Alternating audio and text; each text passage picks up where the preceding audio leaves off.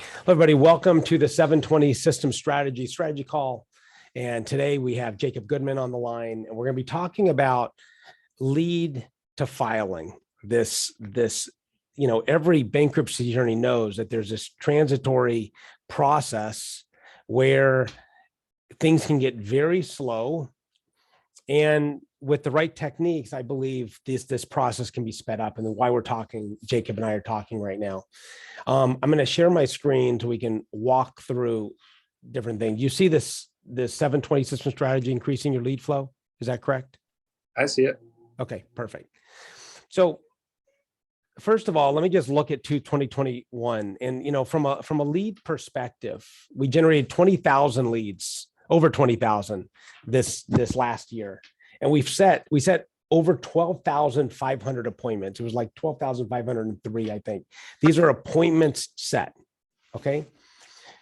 750 intakes, right? That I've been a part of in terms of listening. We set the appointment, the intakes are done for the attorney and sent over, right?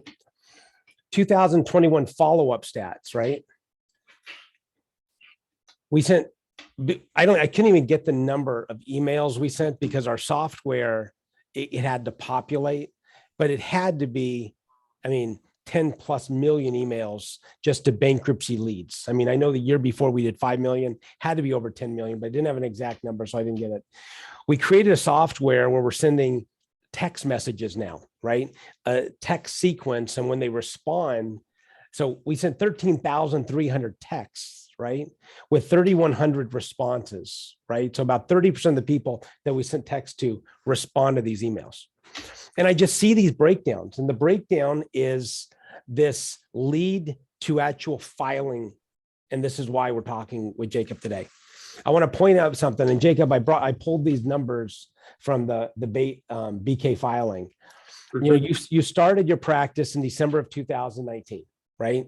You were in the bankruptcy business, but you went off on your own December 19, right? Yes. Yep. 2020, we all know in March of 2020, the pandemic hit, bankruptcy slowed way down. And for 2020, you did 120 filings, average 12.5 per month. You started slow, probably didn't do much in March or April, but then you just took off and you averaged 12.5 per month. In 2021, you did 326 filings, an average of 27.1 filings a month, right? These are the stats at the filing software. So first of all, congratulations on that. Fantastic win in the bankruptcy market. And this isn't just a win, this is a seismic win. We're talking most bankruptcy firms are constricting. We've had bankruptcy attorneys file bankruptcy. It's hard time out there. Legitimately, it's hard time. And you are a shining light. And because of that, another reason we both live in Phoenix, we talk. And I'm like always tapping your brain. Hey, what do you think about this? What do you think about this? What do you think about this? And one of the things I've seen you do is you create an urgency and you create a system in place where you get people to think differently about their bankruptcy, and they result in filing more. And what I want to do is really work on this together, like in real time. It's like a working process, right?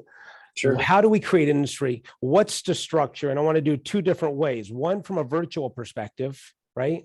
And then one from an in-person perspective, because it's a little different, right? Yep. And I know you do bankruptcies all over the state of Arizona. So we're going to dig in right now, and I'm just going to ask you a series of questions. You sort of like guide us and just share your knowledge on this. And so we can, really move these people who really need help. Bankruptcy. That's what I want to know. Hey guys, I need everyone muted. If you just joined, you got to mute yourself. If you would, that would be great. Jacob, can you still hear me? Okay. So please mute yourself. No side conversations, no food eating or anything like that. That would be fantastic. So it sounds good, Jacob? Yep. Okay. So first of all, lead comes in, right? You're talking to these leads and you realize they live 300 miles away in Arizona, right? Right. Let's talk about urgency, right? before we go to Yeah. structure, let's talk about urgency. What does this look like in your mind? What are you thinking? How are you unpacking this lead call? And how are you like in very, very preliminary way? What do you Sure. think? Yeah, sure. I go through a series of questions with any new lead to eliminate roadblocks, right? Okay. Because we all know we run into clients that have to wait for some reason, right? They've just paid back. I don't know if it's this way everywhere, but they just paid back a big loan to family, or they're waiting on their taxes, or some kind of roadblock. But Mhm. we talk through those, and if there's no major roadblocks or major kind of issues that are going to come up with the trustee, Mhm. then my mindset is we're going to do everything in this appointment necessary to file them. And that's probably a large percentage of my cases. I think we can get them there in that first appointment, even if it's like, hey, we're going to get you ready to file, but you got to go take that class, or you've got to, pull together some documents. I still prepare everything, assuming that they're going to pull through and file. So let's just take this conversation. You're talking to a lead today.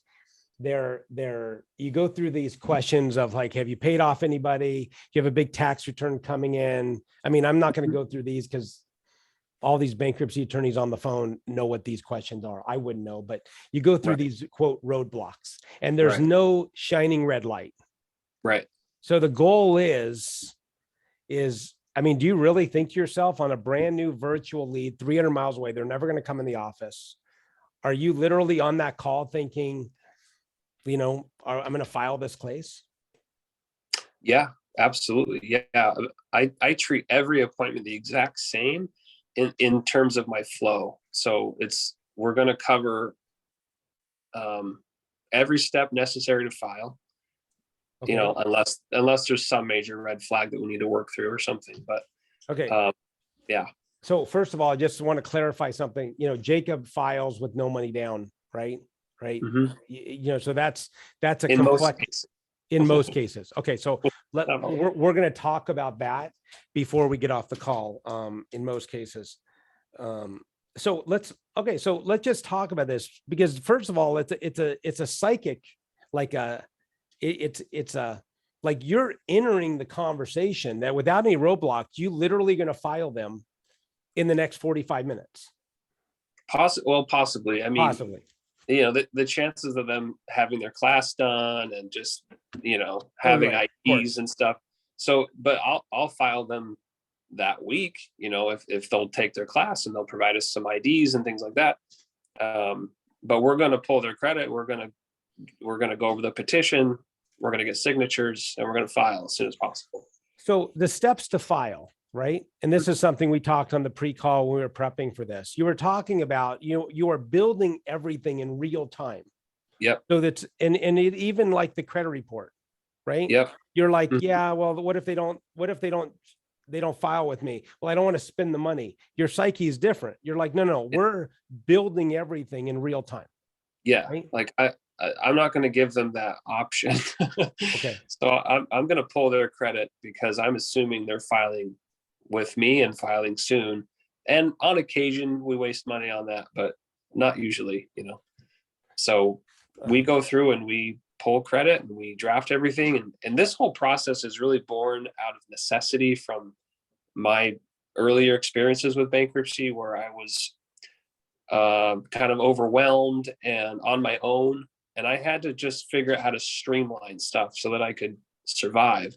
Mhm. And so I still kind of utilize some of that process, where while I'm talking with them, I'm filling in details in their petition, and I'm drafting a document list for them of things that we're going to need. So let's walk through these steps, Details. right? So there's no major roadblocks, right? Yeah. So let's just take the one step at a time. I know this is very crude. I know this is very basic, and most of you already know this, and most of you probably have other enhancements that you can add to this. But for this case, let's talk about your example. What would be Sure. step number one that you're walking through? After the roadblocks? Yeah. So you go through the roadblocks, there's no red flags, and you're Yeah. thinking to yourself, this is legit. I want to get this person. I want to help Yep. this person file and get rid of all their debt. Yep. So the next thing is to create a relationship on paper. So I'm going to pull up a contract. I'm going to add a couple of details based on what they're going to be doing, zero down or whatever we talked about. And I send that contract to them through, an e-signature kind of service. And we go through it together. Okay. So you in real time, you're creating this contract and you send it to them. Now, a common thing I hear all the time is, I send this is like your retainer agreement. You send the Yeah. retainer agreement, and I hear many, many, many times, oh, I send it to them and I don't get it back. So you don't, Yeah, you don't do that. How I do you walk them through it. Yeah. You walk I them send through it to them and I sit on the phone with them until they get it. And then I have them pull it up on a device and we go through it. And I have a very specific flow I have with going through the contract, but we go through that together and I walk them through signing it. And I even, while they're on the phone, will download the signed version and put that in their file and make sure it's all signed and everything while they're on the phone. Okay. So what about the whole are you ever worried like you're feeling you're being pushy? No. No. No. You're helping them make a decision. Yeah. I mean, anybody that I end up sitting down with for a serious conversation like this, I mean, they need a bankruptcy by that point in our process. We know they need a bankruptcy. So there's no question in my mind that they're moving forward at that point. And from what I found, if I don't give them an inch on that, they don't question it either. They know they've got to move forward. And so we do. So let's role play that for a second. Sure. I'm with you on the phone. We're talking about this in real time. And you're like, and let's role play it with me. Right. Sure. So you're going to say what? On the spot. On the spot. Come on, Jacob. You do this 40 times a month, 50 times a month. I mean, so right off the bat, I have a list of things. First of all, I have a little bit of information that was gathered from our earlier process, right? So I have a little bit of data on them already. So I'm basically using that as a conversation starter. Where you live, what your job is, what your income is, what your concerns are, your debts, how much money you're going to save when you stop paying on these debts, per month, those kinds of things. And then, just so we're clear for everyone listening, this is not in the first 5 minutes. You've nurtured the relationship. You're getting to know people, right? Yeah. And you realize you can serve them. We're not trying to talk anyone new in bankruptcy. They don't need it. And you're now saying, great, I'm going to send you a retainer agreement, right? Yeah. So I pull that up and I, go through it pretty detailed because our agreements are pretty robust and they cover all the, if we're doing zero down, it covers all those terms and it covers the whole process, what their involvement's going to be, what their obligations are. I mean, how long could it take to go through one of these agreements? Like, how long do you spend? I spend probably between 10 and 15 minutes.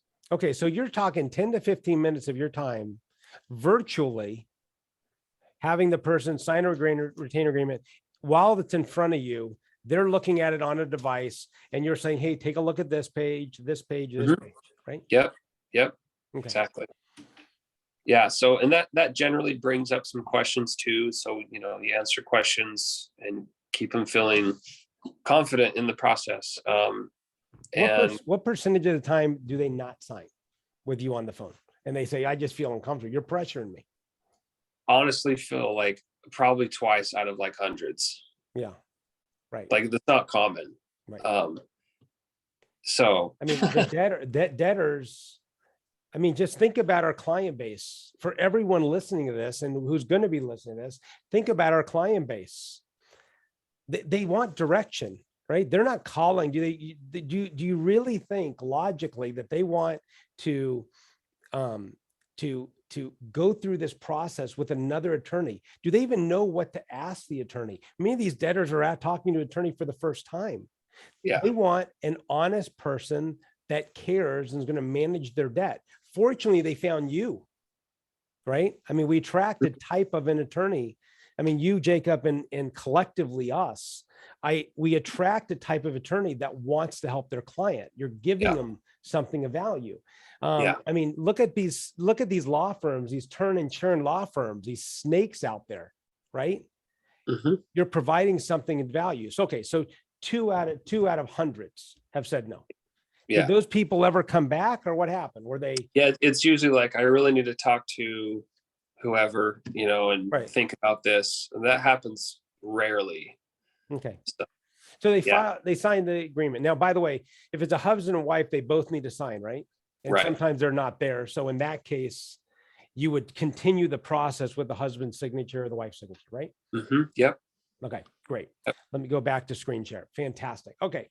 So you spend 15 minutes breaking down the Contract. retainer agreement. What's the next Mhm. part?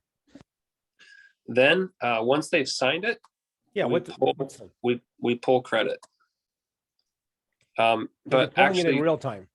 yeah, and actually, prior to pulling credit, and part of that is just setting up their skeleton petition with their name, their social, their address. Just creating that skeleton framework, because you need most of that data to pull the credit anyway. So you knock out the petition right there, really with just a few clicks of a few buttons, and then we pull the credit. So you're creating the skeletal petition Mhm. right after the retainer agreement while they're on the phone. You're doing all this stuff on your own. Yep. Right. And then in real time, you pull the credit. Yep. Why is it important to pull the credit? There's several reasons, because you can't file the skeleton filing without having a list of creditors attached. So at least that's my understanding. That's how I've always done it. So I want to create what's called the master mailing list for the court, and that's pulled from the credit report. It's populated from it. So we pull it for that reason. And then we pull it because we want the client to start reviewing it between now and our final appointment to add additional creditors. So I'm going to send them that credit report as part of their to-do list to go over and see if they can think of anyone else there that they owe that's missing. Got it. Okay. So that you pull the credit report, it populates a skeletal petition. Yep. What about people that, okay, so you set up the skeletal petition, you pull their credit in real time. What else? And then I send them a copy of that petition and the credit report. And I have them pull it up on their device, and we go through it, review it, and then they're going to print out. I also send them a signature page, kind of extracted from the petition. So they just have to print those 3 pages, I think it is total. So they can sign those and mail them to me, unless they're planning to come in. Sometimes they do. They make the drive or whatever, but if they can't, they'll just mail it to me.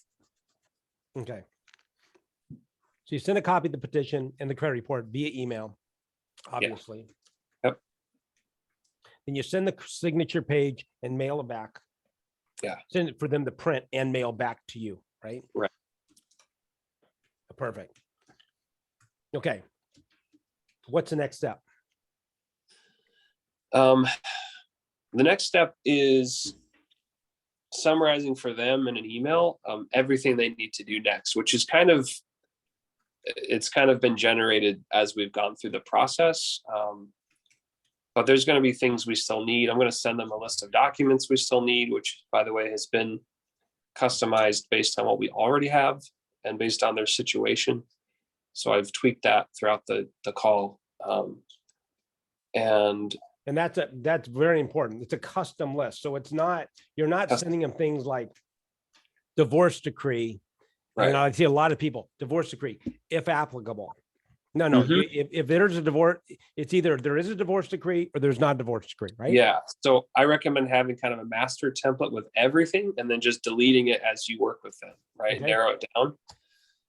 And sometimes you hand them a list with 2 things, when they come prepared. Mhm. So that's a good way to keep it manageable for them. So you summarize a list of everything that needs to get done. What's the next step? Well, the next step is typically, if they're ready to file, Mhm. like they've taken the class, everything's ready. All I need is those signatures. So they're gonna priority mail those should get here in a day or two, and then we're going to file their skeleton part. Okay. You know, assuming their bank account's low enough and all that stuff that we have to deal with, at least in Arizona, with Arizona exemptions. But if there's more than that, I mean, what I'll typically do is I'll calendar the date that I would like to file them by based on the situation, how much time they need to accomplish certain tasks, like taking the class. And I'll check back in with them on that day. And if they're ready, I'll file them. I also schedule the final appointment at that same time with them. So they have one more appointment with me on the calendar, and hopefully we're filing them in between the two. So when you calendar the date that you would like to file them. Yeah. So let's just pretend we're talking today Sure. and I have everything and you're in your mind saying, I'd like to file these people on Friday. Yeah. Right? So it's like, okay, Phil, you have, you know, in Arizona, we can only protect $300 in their bank account on the day you file. So it's like, okay, Phil, you have, you know, $900 in your account. You have a couple of bills to pay. So between now and Friday, pay the bills, take your first class. I'll check back in with you on Friday. And if everything's good, we're going to file. Mhm. And then you're scheduled to come back here a week later to finish the post-filing stuff. Got it. So the client knows that day and what they need to do. Mm-hmm. So practically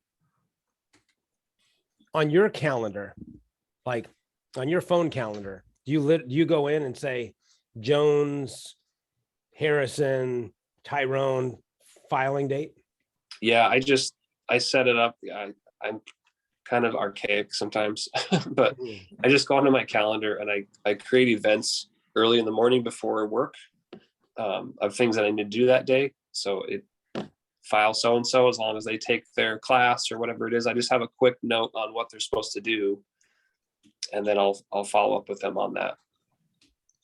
What, and when do you follow up? Like, do you have a set time where you would follow up? Do you have that blocked in your calendar? Because no, it's not blocked because I don't want to take up precious space for new clients, but it's filled in and I just get to it when I get to it during the day. Okay. Yeah.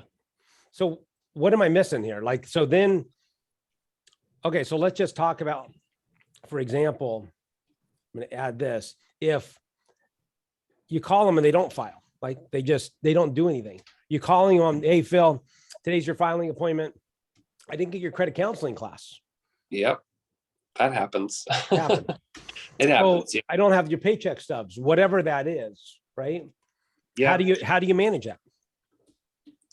I just keep bugging them.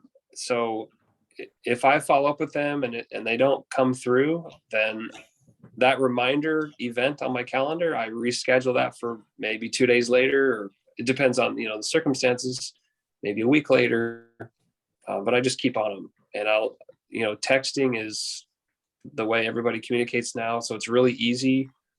Our phone provider has a feature through the app, so I can text them from my desktop. Right. It's really quick. And you just fire a text off and say, hey, how's it going with, I don't see your class certificate yet.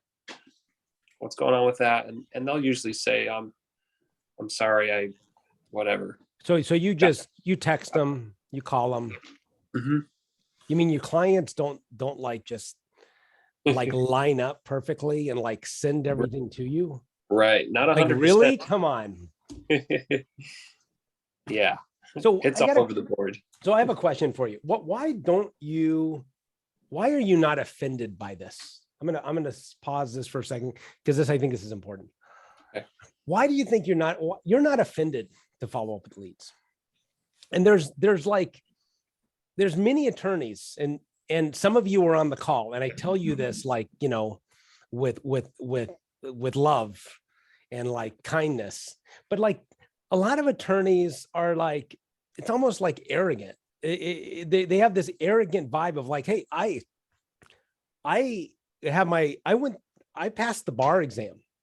Like, I don't have time to follow up and ask someone for paycheck stubs, or if they did credit counseling, like give that to the little people. And I'm just I want to keep it very real on this. You don't have that energy at all. You Yeah. just follow up. Like you just do what it takes to file leads, and you filed 347 cases last year, up from 0 in 2019. Mhm. Or why do you think you don't like, why does that not bother you? There's a couple of things. I think it's also something born out of that first experience where I had to do everything myself.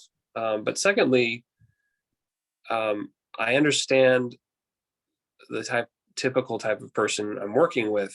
And there are definitely exceptions to this rule. There are very organized bankruptcy clients, and we love them, Right. driven and organized and all that. They just had, unfortunate events in their lives. But there's many who struggle to be organized, to be motivated, to get things done. And so you just have to kind of hold their hand and encourage them along the way. And it just, I don't know, when you understand that, you understand the game, you just do what you need to do to get them across that finish line. And it's also, I have a very strong entrepreneurship drive, and I just want to see this succeed. Yeah. So I feel this almost desperation to do whatever it takes, to succeed. So I would just invite everyone listening to ask yourself if you don't follow up with the client this way, why don't you? And it's just an inquiry for yourself, because this clearly matters, right? I mean, it's not everything we've talked about. There's not a lot of big surprises here, right? Right. But you're doing something that matters. And I will tell you, it's different hearing from the attorney. We are supposed to file your case today. Hearing from you is different than hearing from your assistant. Mm-hmm. I mean, have you tried working with your assistant on that? And, did it work? What didn't work? I mean, it's just energetically, it's different. These people don't want to disappoint you. They don't want you to be charging them hundreds and hundreds of dollars an hour by following up. I mean, have you tried anything like that with your assistant? I haven't. I've always just kept it for myself. I mean, because as soon as when I'm in that appointment, I'm setting that reminder myself. And so when I see that reminder, I just send them a quick text, reschedule it if they don't respond, or if they have an excuse. And I just keep it close to the vest. I just always have. Got it. And that it is a pain. And, it can, during the busy months, I mean, shoot, last summer, I'd have like 10 of those on my calendar, and it's a lot of extra work. Yeah. So, no doubt. I don't know that it's a lot of extra work, and you could be filing 10 filings in a day. Well, that's true. I mean, wow, that's great. True. Okay. I'm going back to screen share. Okay. So call reminders, text, and then this is how you play. This is it, right? This is the end of the road. Is there anything else we're missing? No, I just wanted to add an example to reinforce that point. I had a client that came in, and we did everything necessary to file her case. She was ready to file. She just had to do one thing. I don't remember what it was. I think it was the class. And I texted her on the day, and because I didn't have the certificate, she didn't respond for weeks, but I just kept texting her. I think I went down to once a week. I would reach out. After like 2 or 3 months, she responded and, had an issue. She had some issue. She got it resolved, took the class, and she filed, now she's paying us whatever, $200 a month for the next 12 months. So sometimes sticking with it makes, it's worth it. Well, I mean, I see it in with our emails. I mean, we have people in day 700 of the sequence. Right. And they respond to I'm ready. Oh yeah. And we love your emails for that. And and I ask, like, all of you listening, I mean, is there a part of you that prejudges these people? Like, oh my God, they did not call me back. And I mean, like, are you offended when they don't call you back? Because I just invite you to change that dial a little bit.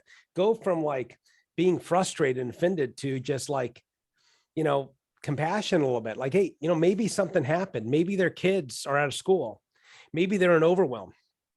I mean, I see it on these emails. It's shocking to me. The texts and the emails that come through of people, and they're not responding to you.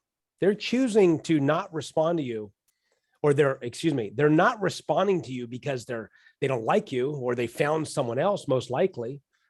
they're not responding to you because they're in overwhelm and they don't know what to do. And if we could take that dial a little bit and move it from frustration to compassion, you're going to get better results right out of the gate. Yeah. Right? I really believe that. Am I off on that? What's your Oh, take? I think that's great advice. One of the things I think we're good at here is relating to people and making them feel understood and listened to and supported, and we get that comment a lot in our Google reviews, that they appreciate how we took the time to really explain what we're doing, help them understand a very complicated process. Absolutely. Simple terms, and just kind of held their hand through it. So we get that comment a lot. I think it's important. So yeah, compassion and it matters. It really benefit matters. out. And these people need it. And the truth of the matter is, we've all been in those examples. We can feel it. You can feel it when someone, just doesn't honor where you're at. We felt it. You probably felt it in places, example, like buying a car or in a doctor's office, when, they talk down to you. No one likes that feeling. So it's just an inquiry for yourself. Okay, let's go back to the screen here for a second. So the example I'm going to add here really quickly, the client that didn't respond, but filed months later, right? Yeah. Okay, so is there anything else? That was virtual, right? The only difference she was a face-to-face. No, I didn't mean that. I meant that. Meaning all this is virtual. Yes. What's the difference between in person? The only difference is you're setting a date for them to come in. So the appointment is a hard stop to come in. Yeah. Versus on your calendar, hey, I'm going to file you today. And did we get the signed signature? Is that right? Yeah. That's the only thing. It's exactly the same. It's definitely more tedious online, phone, all that, but it's the same process. Yeah. Yeah. So in person, I'm just going to change this a little bit in real time. So in person, the difference is the appointment is set for in person, and they are bringing in the stuff. Yeah. Perfect. Okay, that is fantastic. So I'm going to delete this. Jacob, is there anything else on this process before I end this call? Because I know you have a hard stop and you got to get to your clients. Is there anything else? No, I think we covered it. Okay. So here's the thing. Jake and I were talking, and we're going to do something different. We've never done this on a strategy call. But for those that want a little extra help, we're going to do this sort of like group coaching, right? Jacob and I. And here's how it's going to work. You're going to record an intake either in person or Zoom or however you want to do it, right? You're going to record an intake. Jacob and I are going to privately coach you on that intake, right? And my coaching is going to be from a sales perspective and what I've learned. Jacob's coaching is going to be from an attorney's perspective based on what he's talking about, right? And it's going to be unique because it's as you put here, private group coaching, right?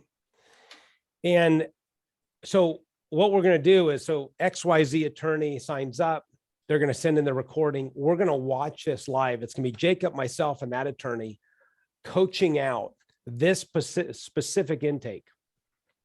And then everyone else can listen and everyone else can ask questions. So we can learn from all these different personalities, these different clients, and we're just going to work this all out together, right?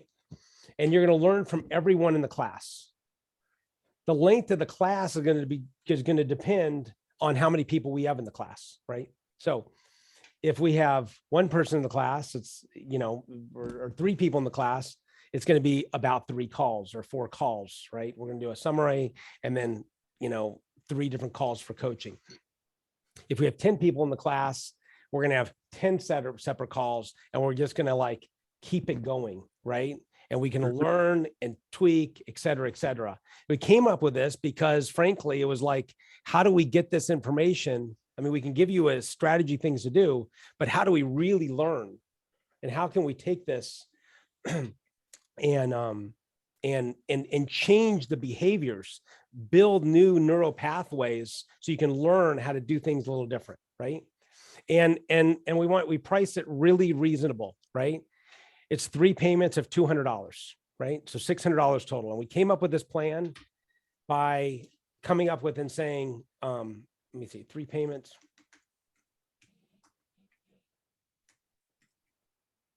$200 or $600, right? Yeah. We just came up with this plan because we want to keep it reasonable so we get people in, but at the same time, if you learn and you can start going through these coaching sessions and you start understanding what's different, your filing rates, imagine if your closing rate and your filing rate went up significantly in the next, I mean, you'd say it went up 3%, 5%, 10% over 2022 and beyond. It'll change your practice forever. And that's why we're doing it. And Jacob, I just appreciate you be willing to spend your time and doing that and just helping everybody. Yeah, of course. Yeah. And I think it's a good time to improve, because I don't know about you guys, but things are feeling different this year already. What are you seeing? What are you seeing? We're just busy. Like Yeah. last January was a snooze fest. I think I worked like half a day most days. Yeah. But this morning I couldn't even jump on a 5-minute call with you, Phil, because I had back-to-backs all morning. So Yeah. anyway, it just feels different. It feels like things are picking up again, and hopefully for everybody, that's what's happening. So We all need it. And as I said early on before I was recording, CPM is down about 20% right out of the gate, which is a huge win. So all of you with your spin should see more leads coming in. And I'm seeing that in real time. I got a couple questions. Francis from New Jersey. How much staff do you have to do 27 filings a month? well, I have taken the next step. I've hired an associate attorney, and I have 2 assistants. But all through 2021 until late September, it was just me. And I filed, the most I filed was 50 in July by myself. So you can streamline things and do it without a big staff. Because frankly, big staffs are expensive, and now I'm kind of wondering. Okay. So Anyway. Jacob, I got another question for you. I like your opinion on this. I make $325 an hour. Why can't I delegate the follow-up?